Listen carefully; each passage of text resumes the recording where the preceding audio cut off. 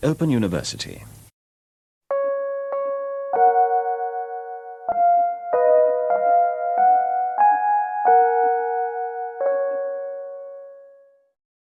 Hello class, I am cool.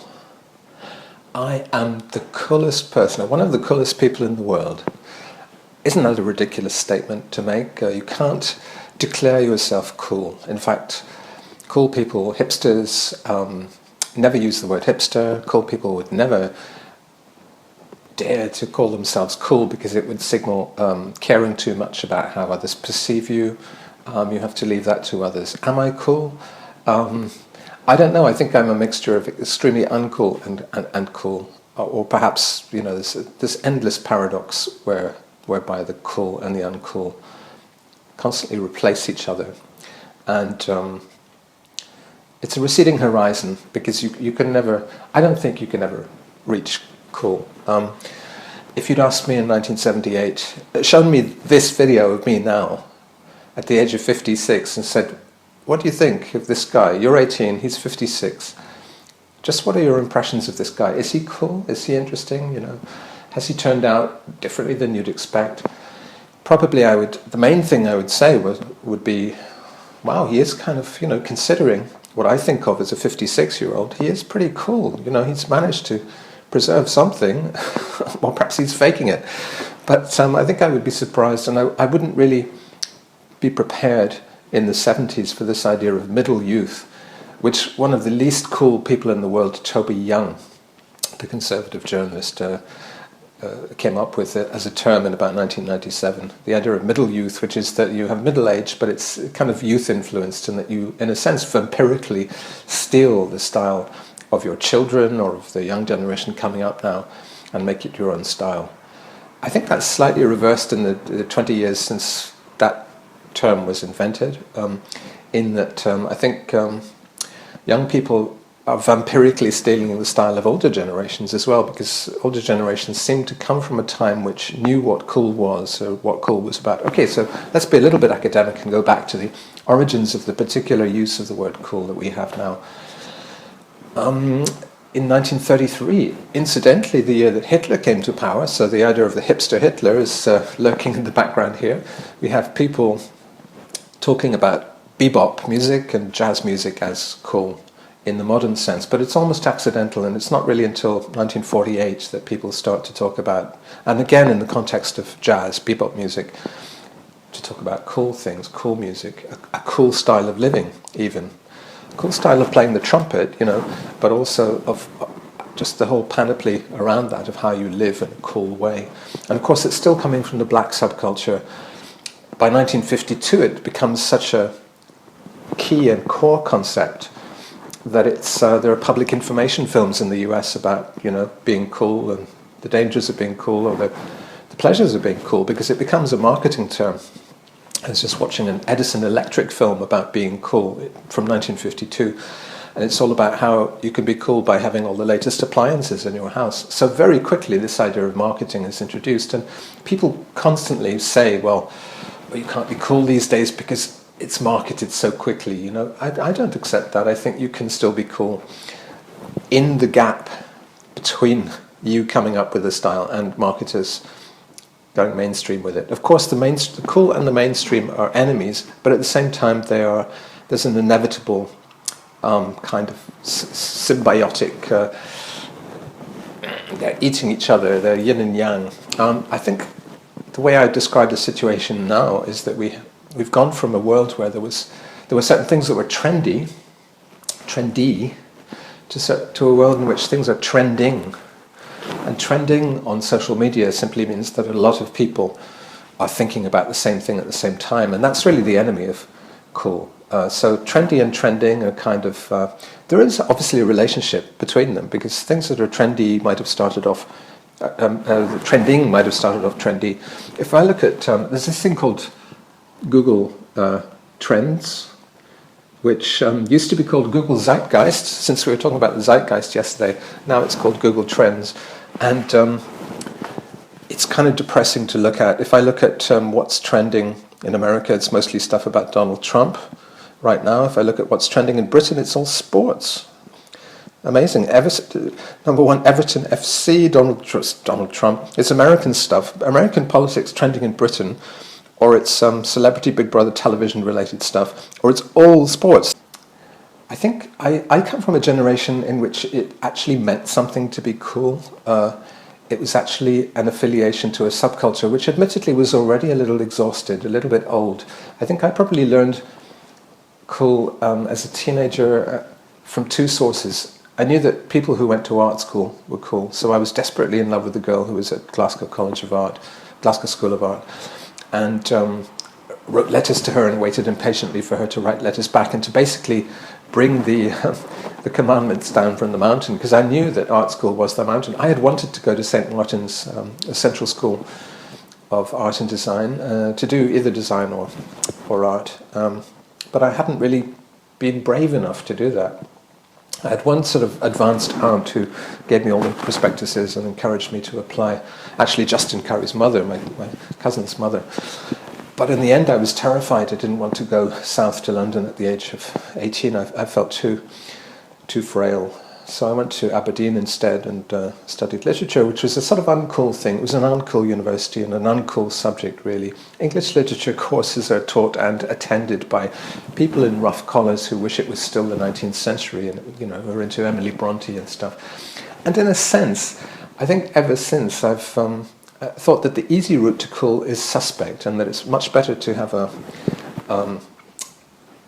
sort of oblique way to be cool. To be nerdy, also, to be literary, to be intelligent is to be cool, obviously. But so to this day, I pretend, this is kind of an attitude I strike, I pretend that my avatars, my cool fashion taste-forming leaders are old ladies who work at markets and who wear padded trousers and sit on blankets on the ground, all that kind of stuff about the Obachan fashion which I follow, trying to look like an old lady. Because in the popular mind, to be cool, you know, the very mainstream popular mind, the Fonz from Happy Days, you know, is cool. I mean, I couldn't ever imagine anything less cool than the Fonz. This guy who looks like an adult amongst children, who wears just a stupid black leather jacket and jeans, the most conformist mainstream uniform. But of course, what am I wearing right now? This is workwear. This is a carpenter's trouser design from Japanese construction workers, basically. And I think this is terribly cool, but it's basically just like wearing jeans at a certain point. So of course you have to go back to this crucial point that to be cool is to be doing X at Y time. Is this coordinate intersection? You've got to have been doing X at that particular Y time. And this is why in the Zeitgeist talk yesterday, I talked about the pathos of having championed Pret-a-Manger, you know, in 1993. Okay, in 1993, maybe there was some vague kudos in Pret-a-Manger or Wagamama, for instance, the ramen chain Wagamama in London. You would queue for 40 minutes to get one of those bench tables in Wagamama, which now is a chain that has branches everywhere. So it's all tied in with the cycles of marketing, the cycles of... But they're also charismatic cycles. When things are new and seem to represent a new way of doing things, they do seem to be terribly cool. I've never had a problem with the idea that cool is something that feeds into marketing. I think this, again, the Adbusters piece that I criticised for saying that we should have rocks instead of cameras. You know, I never bought into that kind of stupid urban guerrilla idea of cool.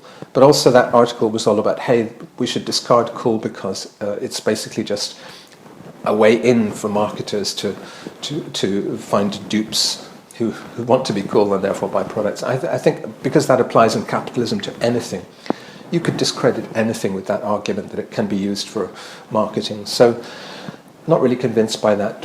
I've always, if people come with that sort of line, anti-hipster line, I usually say, well, why don't you consider cool, you know, let's just get away from marketing for a while and think about cool as a form of chivalric honour. It's a very sort of anti-modern idea.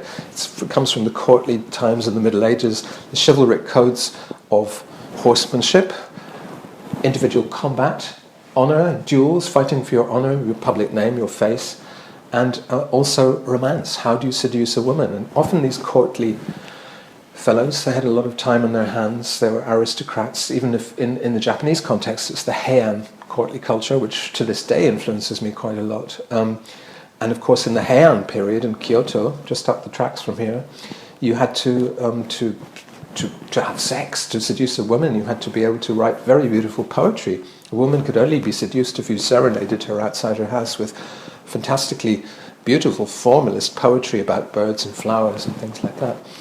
So I'm all in favour of that idea of cool, and of even the idea that cool is a way to approach sublimity and beyondness. But of course, to do that, you mustn't fall into any stereotypes or cliches. So again, we go back to art school. Why was art school cool? Even the music scenes that I was working with, Joseph Kay, Orange Juice, those people, Postcard Records, they all were hanging out. They would drink at the Tap of Lauriston pub in Edinburgh, which is right next to the art school. They would perform at the art school. It was very much a scene sustained by the art school. Now I don't know if art schools are cool anymore. I think possibly they've lost that because they have become a finishing school for rich Chinese girls, basically, British art schools. British art schools used to be a lot more open to people from all economic backgrounds, and therefore what distinguished you?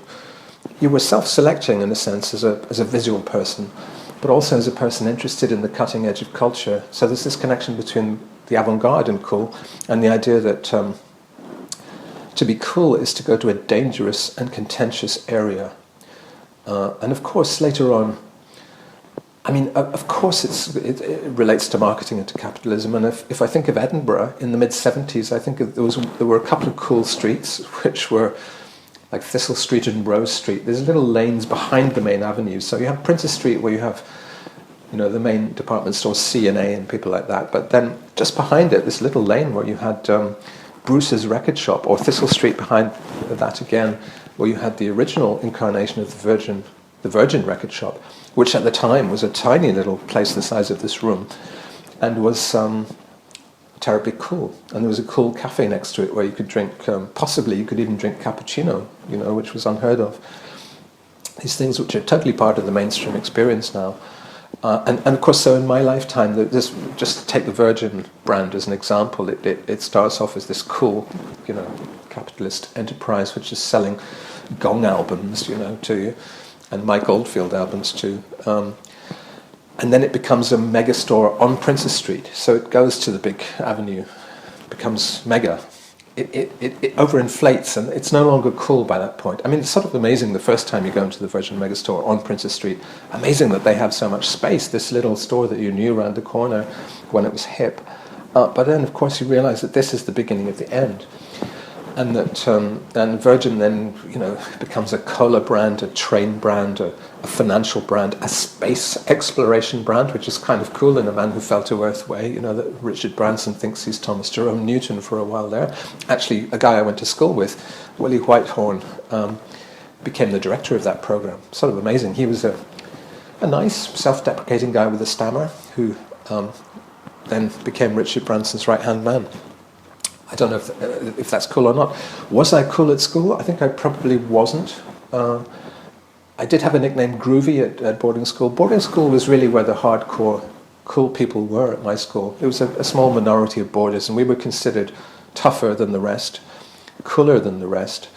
And I was known for playing my guitar, and therefore I was identified with the counterculture. And at that point, this is talking about 1970 or something, there was really an underground culture represented by magazines like Oz, International Times, or in America, The Village Voice. So all these things which became the city papers in America came out of this underground. Of course, just like Virgin, they have a history of, the publisher Felix Dennis was behind Oz, I think it was, and defended, there were various obscenity cases against Oz, famously.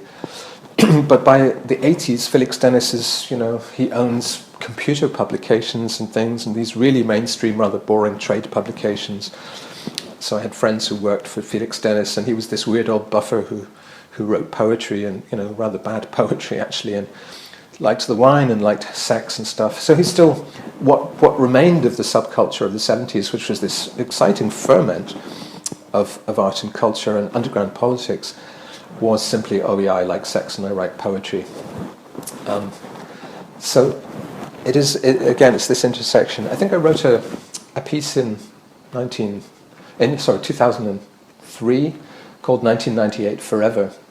I'm always fascinated by what happens to the historic periods of coolness a few years down the line when they become faded flowers, they become rotted roses, they become something you look back on with a slight shudder and embarrassment. Because I think if you are interested in the idea of avant-garde cool which somehow slips away from the easy boxing of marketing, the easy sort of coffin-like encadrement of marketing, you have to be interested in contentious and ridiculous style. And also the style of eccentrics, the people like Jake Thackeray, Ivor Cutler, Viv Stanshall, these sort of figures who were never quite of the... Viv Stanshall, a good example, he's very much an art school guy. He was a chubby, uncool art student, but then he sort of learns to be cool as he gets older, a bit like me. As he gets older, he learns the rules of cool, but he gets even beyond cool because he's listening to old records. He's sort of a weird combination of a real Gauster, hipster kind of character and an old fogey, because he goes into junk shops. Junk shops are crucial to the idea of cool. And if you have a city which can no longer afford to have junk shops because the rents have gone too high, i.e. New York, I'm looking at you, New York, you no longer have a cool city. Just as if you have a city like London, which charges so much for its overseas students and its art students to go to art college, you will no longer have a cool scene anymore because, the cool Britannia, which became a branding exercise for Britain in the 90s, is finished once you have those high fees and those sort of rich, posh students at the art schools being the only people left at the art schools. Cool is over for you because, cool demands this space of experimentation, a sort of ferment, a kind of, even a subversive, even if it's not finally subversive, it does feed into marketing and fashions down the line. So anyway, the idea of sublimation of formerly cool things fascinates me, and because it's really about the idea of individual spirits amongst the avant-garde of cool people, going to those contentious areas and negotiating, going to the market, really, literally. All this means is that you go to a flea market rather than the Virgin Megastore. Don't get your cool pre-cut. I think this is my problem with the music press as I found it. I think the music press, when I started reading it in the late 70s, was pretty exciting because they were taking ideas in from structuralism and Nietzsche, and any interesting idea was sort of being grabbed by interesting writers who were sort of coming out of a zine scene which was very lively and still genuinely underground. Of course, IPC was a horrible mainstream corporation that really only just tolerated this kind of pretentious intellectual discourse because it didn't seem threatening in any way. But later, I remember in 1981 the NME saying "Dance, Don't Riot" because they were genuinely terrified of encouraging the riots, the young people's riots and black people's riots that were happening in Britain in 1981. Dance, don't riot. How uncool is that? It's like the teacher coming in. Teacher's been pretending to be cool in front of you, and then this genuine disturbance in the class, and the teacher starts looking very terrified. That's what IPC was like. So why would one try to be cool? One would try to be cool because it's a form of monopoly money. The music press was in a sense, a way to have an alternate fame system which would give people this kind of pesetas or monopoly money, which would allow them to sort of get up into the real fame system. So you could use them, or John Peel. These were way stations on the way to a fame which was larger. And some people, I didn't even really get famous in the music press, but it was a leg up. It was a kind of a very active weekly mechanism for unknown artists to get known. At first in their small subculture and then in the wider world. So, can you be cool on your own? This relates to the context kind of stuff we've been thinking about recently. Can you step outside of history? I don't think you can be cool on your own. Even an eccentric like Viv Stanshall comes out of a particular ferment, a particular moment in British history. and has fellow travellers. He was in the Bonzo Dog Duda band with oh God, what's his name? I've forgotten his name. This is the cool thing about having slippers, is that you can play football with them. Even if you actually hate the fact that football is the only thing trending in Britain on Google Trends, you can still play football with your slippers. Anyway, yeah, he was definitely part of a ferment and a scene, and even these people we consider oddballs and eccentrics make sense within their context. I don't think we should forget that. I've always been. It's part of my sense of cool that, say, Kraftwerk are cool, or were cool. They're certainly not cool now. The way they dressed in this very retro Bauhaus way was so much cooler than the way, say, Johnny Thunders, or these people that I later shared a label with, like Primal Scream and Oasis, had an idea of, if I thought their idea was cool, I would walk around like Liam, this ridiculous white boy kind of comedy walk, comedy hooligan. If I thought that was cool, shoot me now. And speaking of shoot me down, the idea of Kurt Cobain as the coolest person in the world because he took a lot of heroin and blew his head off with a shotgun. Okay, if you have a certain conception of cool, self-destruction, romantic, black romantic idea of cool, then what could be cooler than blowing your head off when you're high on heroin? Neither of those conceptions of cool particularly appeals to me. I had slightly more sympathy for the Bobby Gillespie idea of cool, which is kind of on the same lines, but is a little bit more like a bedroom boy indie version of self-destructiveness. He does believe in surviving, and he's a cunning kind of strategist. But ultimately, this idea of cool, which he learned from the Jesus and Mary chain and ultimately the Velvet Underground, is a very played out and exhausted one. And it must be a very sad time for him to see the subculture he so believes in, almost with a religious belief in the subversive value of rock and roll, so completely trashed really by its exhaustion, but also by over-exploitation. The very success of Oasis really determined that they would never be cool. They never really had a cool phase even. They simply came up using these exhausted Beatles tropes and went trending without ever being trendy. My hero David Bowie, I don't even think of him as cool. I mean, in a sense, sometimes I think, wow, the coolest British person ever, and he's died, and I think probably there will never again be as cool a British person. At the same time, I know that for most of my adult life, David Bowie was terribly uncool. He was trying to be cool, in the 80s, in the 90s, this desperate search for relevance and to get his mojo back, and he was very open about that, I can't reach it anymore. I just sit back and ignore, this kind of nothing much to offer, all this thematic which is so central to his, and saying in interviews, I mean, from 1983 onwards, when he did lose his status as the coolest person, he said, I think he told Rolling Stone in 1983, I'm through being cool, I've seen so much cool, it's left me cold. So in a sense, it's a voluntary, in the Fonz terminology, a voluntary decision to jump the shark. Because the shark will jump you. If you don't jump the shark will jump you. And it's probably better to steal a march on that shark. Open University.